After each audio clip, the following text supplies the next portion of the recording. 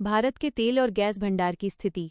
सरकार ने राज्यसभा में बताया कि भारत के पास वर्तमान में लगभग 33.72 लाख मीट्रिक टन कच्चा तेल सुरक्षित है, जो देश की ज़रूरत का लगभग 9.5 दिनों का बैकअप देता है। देश में तेल की कुल भंडारण क्षमता 53.3 लाख मीट्रिक टन है, जिसे भविष्य में और बढ़ाने की योजना पर काम चल रहा है। वैश्विक अस्थिरता के बीच सरकार ऊर्जा सुरक्षा सुनिश्चित करने के लिए रणनीतिक पेट्रोलियम रिजर्व (एसपीआर) को और मजबूत कर रही है। वर्तमान में विशाखापत्तनम, मंगलुरु और पादुर में ये भंडार स्थित हैं। पीएम मोदी की पेट्रोल डीजल पर चेतावनी। प्रधानमंत्री नरेंद्र मोदी ने राज्यसभा में दुनिया को ऊर्जा संकट के प्रति आगाह करते हुए कहा कि पश्चिम एशिया, ईरान इजरायल के युद्ध ने वैश्विक सप्लाई चेन को हिला दिया है। उन्होंने स्पष्ट किया कि भारत के पास आत्मनिर्भर बनने के अलावा कोई विकल्प नहीं है, क्योंकि आने वाला समय काफी चुनौतीपूर्ण हो सकता है। पीएम ने राज्यों से भी अपील की है कि वे ईंधन और आवश्यक वस्तुओं की जमाखोरी के खिलाफ सख्त कदम उठाएं। सरकार अन्य देशों से तेल और गैस के वैकल्पिक स्रोतों की तलाश में जुटी हुई है। बिहार में सरकारी कर्मचारियों के लिए नया अवकाश सिस्टम। बिहार सरकार ने साल 2026 के लिए सरकारी कर्मचारियों के अवकाश कैलेंडर में महत्वपूर्ण बदलाव किए हैं। नए सिस्टम के तहत कर्मचारियों को कुल 35 दिनों की सरकारी छुट्टियां दी गई हैं, जिनमें से 6 रविवार को पड़ने के कारण कुल प्रभावी छुट्टियां 29 रहेंगी। इसके अलावा कर्मचारियों के लिए 22 दिनों के ऐच्छिक अवकाश (ऑप्शनल लीव्स) का भी प्रावधान रखा गया है। सरकार का उद्देश्य कार्य संस्कृति को बेहतर बनाने के साथ साथ कर्मचारियों को परिवार के साथ समय बिताने का मौका देना। ईरान अमेरिका जंग पर बड़ा खुलासा। ईरान और अमेरिका के बीच चल रहे तनाव के बीच एक बड़ा दावा सामने आया है कि इस युद्ध के पीछे इजरायल की रणनीतिक भूमिका सबसे अहम रही है। विश्लेषकों का मानना है कि ट्रंप प्रशासन को उकसाने में क्षेत्रीय शक्तियों का हाथ है, ताकि ईरान की परमाणु और सैन्य क्षमता को पूरी तरह खत्म किया जा सके। ईरान ने आरोप लगाया है कि उस पर हुए हमले फॉल्स फ्लैग ऑपरेशन का हिस्सा हो सकते हैं। इस युद्ध की वजह से वैश्विक तेल की कीमतों में भारी उछाल आने की आशंका बढ़ गई है। चुनावों से पहले लुभावना घोषणा पत्र जारी। आगामी चुनावों को देखते हुए तमिलनाडु में एआईडीएमके ने एक बड़ा घोषणा पत्र जारी किया है, जिसमें लोक लुभावन वादों की झड़ी लगा दी गई है। पार्टी ने हर परिवार को 10,000 रुपये की आर्थिक सहायता, महिलाओं के साथ साथ पुरुषों को भी मुफ्त बस यात्रा और साल में 3 मुफ्त गैस सिलेंडर देने का वादा किया है। इसके अलावा अम्मा इल्लम योजना के तहत बेघर परिवारों को पक्के मकान देने का भी आश्वासन दिया गया है। इन वादों को महंगाई से त्रस्त जनता को लुभाने के एक मास्टर स्ट्रोक के रूप में देखा जा रहा है। यूपी में महिलाओं को पंचायतों के जरिए बड़ा तोहफा।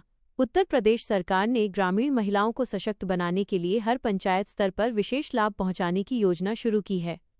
इसके तहत राज्य की महिलाओं को बैंकिंग, सरकारी योजनाओं और स्वरोजगार से जुड़ी सुविधाएं अब उनके गांव में ही मिल सकेंगी। सरकार ने अम्मा टू व्हीलर जैसी योजनाओं के माध्यम से कामकाजी महिलाओं को सब्सिडी पर वाहन उपलब्ध कराने का लक्ष्य रखा है। इस कदम से ग्रामीण अर्थव्यवस्था में महिलाओं की भागीदारी और निर्णय लेने की क्षमता में बढ़ोतरी होगी। बिहार के राशन कार्ड धारकों को 3 महीने का राशन। बिहार सरकार ने राशन कार्ड धारकों के लिए बड़ी सुविधा देते हुए अब 3 महीने का राशन अप्रैल, मई, जून एक साथ देने का फैसला किया है।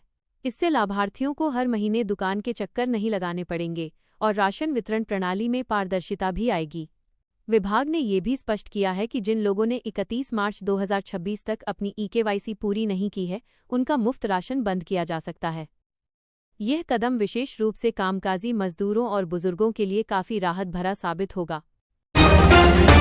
छत्तीसगढ़ सरकार का 5 लाख परिवारों को बड़ा आर्थिक लाभ।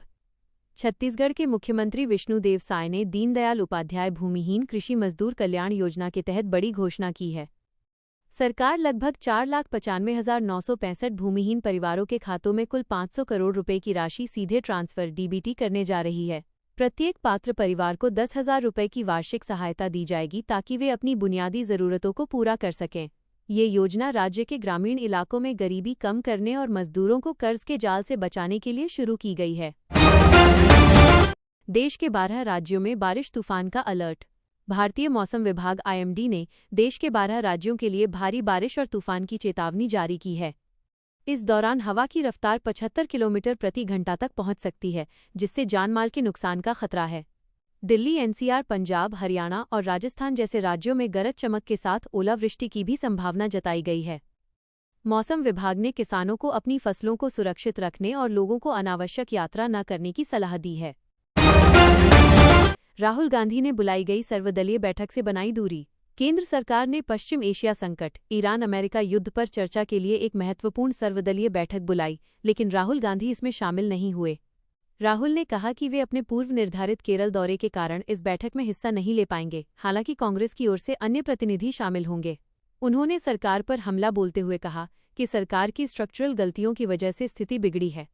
राहुल का आरोप है कि पीएम केवल विदेशी ताकतों के प्रभाव में निर्णय ले रहे हैं, जिससे देश का नुकसान हो रहा है। भारत का सबसे लंबे नाम वाला रेलवे स्टेशन। क्या आप जानते हैं कि भारत के एक रेलवे स्टेशन का नाम इतना लंबा है कि उसे पढ़ना किसी चुनौती से कम नहीं है? ये स्टेशन है वेंकटनरसिम्हाराजुवारीपेटा। वेंकटनरसिम्हाराजुवारीपेटा, जो आंध्र प्रदेश में स्थित है। इसमें कुल 28 अक्षर हैं, जिसके कारण ये भारतीय रेलवे का सबसे लंबे नाम वाला स्टेशन बन गया है। इस स्टेशन का कोड VKZ है और ये दक्षिण रेलवे के अंतर्गत आता है, जहां अक्सर यात्री नाम पढ़ते समय लड़खड़ा जाते हैं। सुप्रीम कोर्ट की बंगाल सरकार को कड़ी फटकार।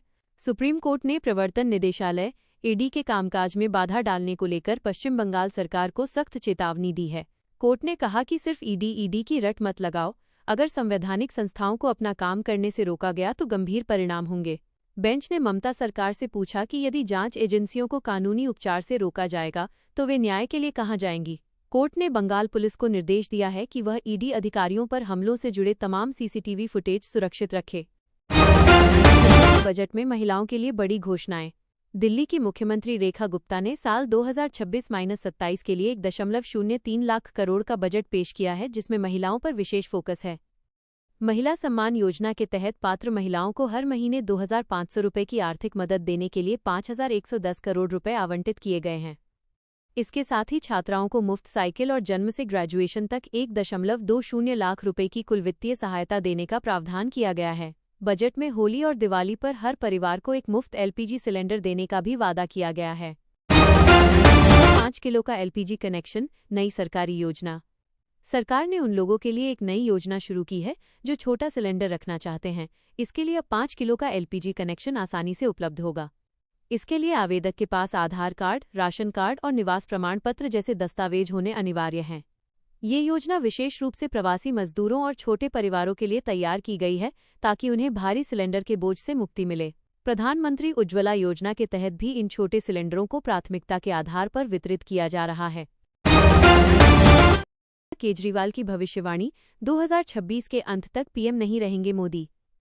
आम आदमी पार्टी के नेता अरविंद केजरीवाल ने एक बड़ा सियासी दावा करते हुए कहा है कि 2026 के अंत तक नरेंद्र मोदी प्रधानमंत्री पद से हट जाएंगे। उन्होंने भविष्यवाणी की है कि बीजेपी के भीतर चल रही खींचतान के कारण अमित शाह को लेकर भी बड़े बदलाव हो सकते हैं। केजरीवाल के इस बयान ने राजनीतिक गलियारों में हड़कंप मचा दिया है, हालांकि बीजेपी ने इसे दिमागी दिवालियापन करार दिया है। केजरीवाल ने आरोप लगाया कि केंद्र सरकार जांच एजेंसियों का दुरुपयोग कर विपक्ष को खत्म करने की कोशिश कर रही है।